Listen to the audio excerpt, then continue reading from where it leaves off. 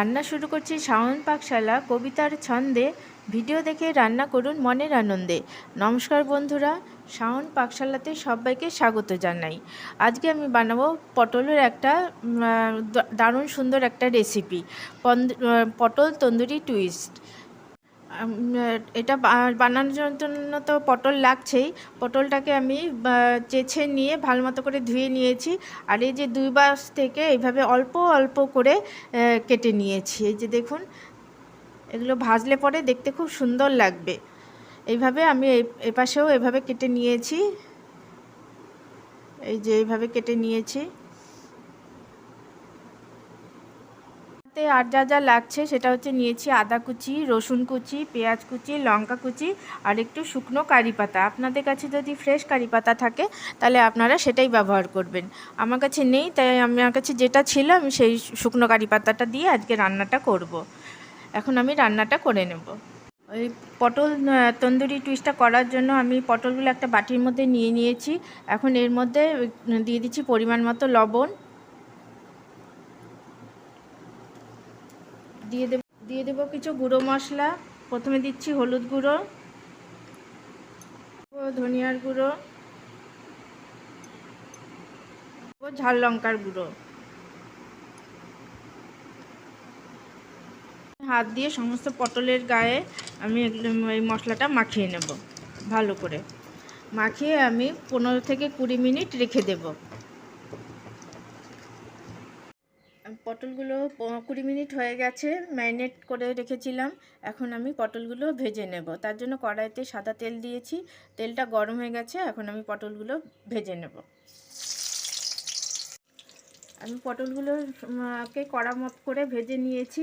ভাজা হয়ে গেছে, দেখুন দেখতে কত সুন্দর লাগছে। এখন আমি এগুলো তুলে নেব। তেলটা বেঁচে গেছে, ওই তেলের মধ্যেই আমি দিয়ে দিচ্ছি কারি পাতা,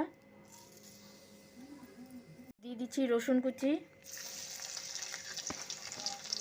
আদা কুচি, লঙ্কা কুচি, দিয়ে দিচ্ছি পেঁয়াজ কুচি।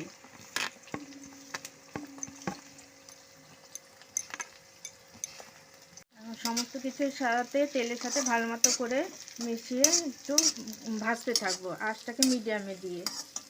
দিয়ে দিচ্ছি পরিমাণ মতো লবণ। পটলটা তো ভেজেছিলাম লবণ দিয়ে, সেই জন্য এখানে অল্প পরিমাণে লবণ দেব। দিয়ে দিচ্ছি হলুদের গুঁড়ো, দিয়ে দিচ্ছি ঝাল লঙ্কার গুঁড়ো, দিয়ে দিচ্ছি কাশ্মীরি লঙ্কার গুঁড়ো। আঁচটাকে লোতে দিয়ে সমস্ত মশলার সাথে পেঁয়াজ রসুনটার সাথে ভালো মতো করে ভেজে নেব। আমি একটা বাটির মধ্যে রুম টেম্পারেচারে থাকা জল নিয়ে নিয়েছি অল্প পরিমাণে। এর মধ্যে কিছু সস মিশিয়ে দেব। দিয়ে দিচ্ছি টমেটো সস, দিচ্ছি রেড চিলি সস, দিয়ে দিচ্ছি গ্রিন চিলি সস, দিয়ে দিচ্ছি শেজওয়ান সস। এখন সমস্ত সসগুলো ভালো মতো করে মিশিয়ে নিয়ে আমি কড়াইয়ের মধ্যে দিয়ে দেব। গ্রেভিটা এখন আস্তে আস্তে ফুটছে। এখন ওর মধ্যে আমি দিয়ে দেব পটলগুলো। এটা খেতেও যেমন দুর্দান্ত লাগে, চটজলদিও হয়ে যায়। আমার রান্নাটা প্রায় শেষ। এটা সার্ভ করার জন্য একদম রেডি। এটা খেতে অসাধারণ লাগে। এটা আপনার যে কোনো কিছুর সাথেই খেতে পারেন, খেতে দুর্দান্ত লাগে। আর খেয়ে ভালো লাগলে আমার চ্যানেলটিকে সাবস্ক্রাইব করবেন, লাইক করবেন, শেয়ার করবেন এবং কমেন্ট করে আমার পাশে থাকবেন।